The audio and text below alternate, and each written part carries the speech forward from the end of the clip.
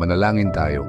O Diyos na makapangyarihan sa lahat, lumalapit po ako sa inyo ngayong gabing ito na may pusong nagpapasalamat. Sa buong araw na lumipas, nakita ko po ang inyong kadakilaan sa bawat sandali. Tunay na ngang hindi nauubos ang inyong biyaya, at sa kabila ng aking pagkukulang, patuloy kayong nagbibigay at nagmamahal. Panginoon, salamat po sa buhay na inyong ipinagkaloob. Salamat po sa bawat oras, sa kalakasan ng aking katawan, at sa pag-iingat ninyo sa akin at sa aking pamilya. Sa kabila ng mga pagsubok at hamon ng buhay, hindi ninyo ako pinabayaan.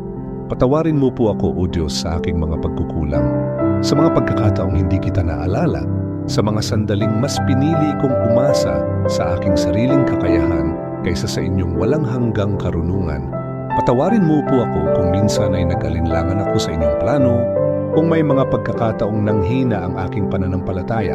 Naway linisin mo ang aking puso at isipan upang patuloy akong lumakad sa landas na inyong inilaan.